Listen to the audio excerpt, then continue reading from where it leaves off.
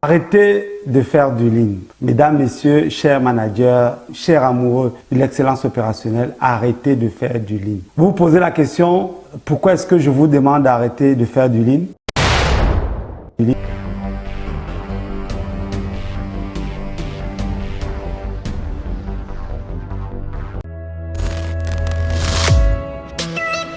Je suis Jean Sanama Moupele, Lean Manager et président de LEI. Bienvenue au débrief du Lean. Le débrief du Lean est votre émission qui décrypte et analyse l'excellence opérationnelle à travers le monde. Si vous êtes nouveau dans cette chaîne, je vous invite à vous abonner, à partager, à liker si ce contenu vous intéresse. Aujourd'hui, nous allons évoquer les éléments qui prouvent qu'une entreprise fait du Lean. Je vous invite donc tout au long de cette vidéo à comprendre pourquoi est-ce que vous ne deviez pas faire du Lean, mais vous deviez plutôt être Lean. Bien, avant de commencer, il est important de définir, de s'aligner, de comprendre d'abord ce que c'est que le Lean. J'aimerais partager avec vous ici une définition aussi simple du Lean Management, de ce que c'est que le Lean. Avant de définir ce que c'est que le Lean, j'aimerais ici dire ce que le Lean n'est pas. Le Lean n'est pas cette boîte à outils qui vise à réduire les coûts ou alors à réduire les effectifs. Le Lean n'est pas cette boîte à outils qui vise à faire plus avec moins, comme on aime bien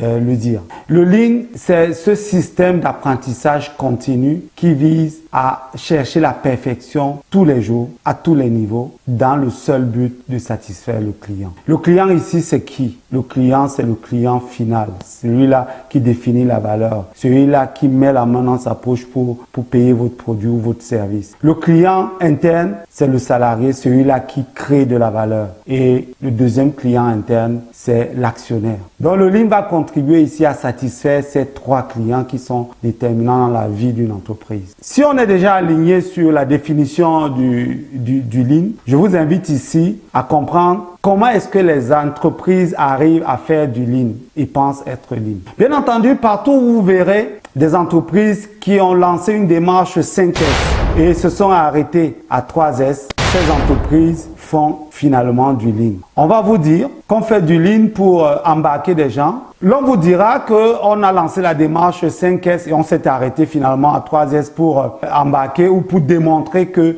le Lean marche. C'est exactement ce qu'il ne faut pas faire. Tous ceux qui font donc du 3S au lieu du 5S font du Lean. Ils ne sont absolument pas Lean. Arrivez donc à mettre en place, à arriver à déployer le 5S va vous amener à développer trois éléments clés du Lean Management. Le 5S va vous amener à découvrir les problèmes premièrement, à vous amener à les résoudre et aussi le 5S va vous amener à installer une rigueur, la rigueur de l'amélioration continue. Un autre élément, le deuxième élément qui va démontrer que l'entreprise fait du Lean, c'est ces managers là ou ces consultants qui viennent vous dire il faut qu'on fasse des quick wins, il faut qu'on fasse des gains rapides. Faisons des gains rapides exclusivement, faisons des gains rapides pour démontrer à tout le monde, pour démontrer à la direction que le Lean marche, ça marche. Pourquoi est-ce que vous êtes obligé de faire des gains rapides? Pourquoi est-ce que vous êtes obligé de démontrer que le Lean marche au directeur? C'est ces directeurs-là qui devraient porter cette démarche. Il n'est point question ici de faire des chantiers, des quick wins, d'aller chercher des gains rapides pour démontrer que la démarche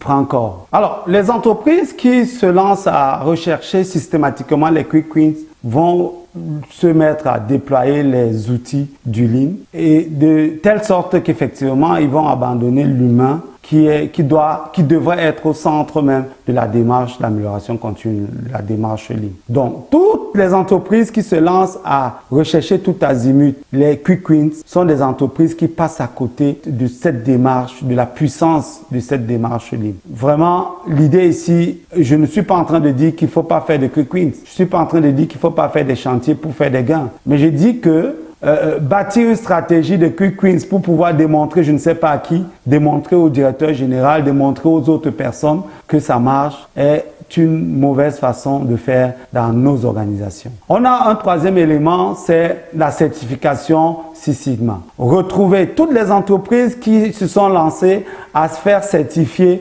tous les salariés ou une partie des salariés à la certification Six Sigma, Black Belt, Green Belt, Yellow Belt sont des entreprises qui se lancent à démontrer toujours l'excellence opérationnelle, à démontrer qu'ils font du Lean. Donc, malheureusement, je ne suis pas en train de dire que la certification n'apporte rien dans la démarche, non. Je dis juste que la certification n'est pas gage de la qualité même de l'implémentation de l'excellence opérationnelle. C'est pas parce que vous allez faire des certifications à tous les salariés qu'ils seront à même de déployer l'excellence opérationnelle ou alors seront à même d'être lean. Vous conviendrez donc avec moi que chaque fois, les entreprises qui sont lancées à faire des certifications tout azimut à leurs salariés n'ont pas pu faire décoller la démarche Lean. Quatrième élément, les entreprises qui confient l'excellence opérationnelle, qui confient la résolution de problèmes, qui confient les chantiers Kaizen aux stagiaires, qui confient les chantiers Kaizen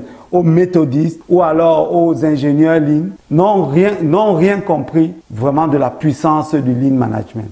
Le Lean Management, c'est une affaire de tous. Ça demande l'implication de tout le monde. Or, l'implication de tout le monde passe par une vision, passe par une stratégie bâtie par le top management. Donc, il n'est pas question ici de démontrer quoi que ce soit au top management. C'est au top management d'impulser cette dynamique-là et cette façon de penser, ce nouveau paradigme qui va mener les entreprises à aller titiller l'excellence opérationnelle. Donc, nulle question ici de demander aux méthodistes d'aller faire de la résolution de problèmes en production, de demander aux stagiaires de faire des chantiers d'amélioration, de donner les ordres à qui que ce soit de... Non, la démarche d'excellence opérationnelle se veut globale, se veut systémique. Une autre caractéristique qui va prouver que l'entreprise fait du Lean, ce serait des chantiers un peu partout dans tous les processus. Si vous retrouvez dans une entreprise, tous les secteurs de l'entreprise ont des chantiers d'amélioration continue un peu partout. Il faut comprendre que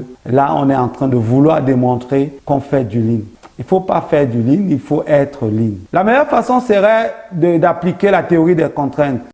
Nulle question ici de lancer des chantiers disparates, des chantiers un peu partout dans l'organisation qui ne servent à rien. Pour développer, pour améliorer de façon systémique l'organisation, il est important de détecter le goulot d'étranglement et de se concentrer sur ce goulot d'étranglement jusqu'à faire passer ce goulot d'étranglement dans un autre processus. Un dernier élément qui va démontrer que vous faites du Lean dans votre organisation, c'est de développer davantage les outils au détriment de la sphère culturelle, au détriment de la sphère managériale. Vous allez voir, tout est concentré sur l'opérationnel. On demande aux opérateurs de faire du 5S, de faire du SMED, de faire des tours de terrain, de faire ceci, cela, de faire des chantiers Kaizen, mais les managers ne font absolument rien. Les middle managers donnent des ordres, donc tout est concentré sur les outils.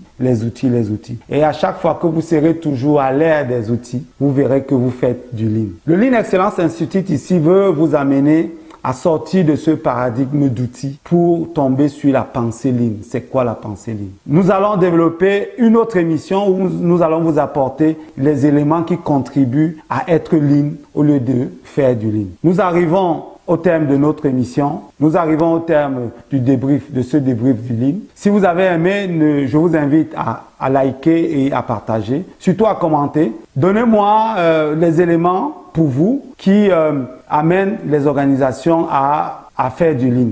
Quelles sont les preuves qu'une organisation est en train de faire du Lean? Je vous ai apporté 6 éléments concrets. J'aimerais dans les commentaires que vous m'apportiez aussi des éléments complémentaires qui pourront aider tous ceux qui nous suivent à améliorer leur performance au quotidien. Merci, bye bye.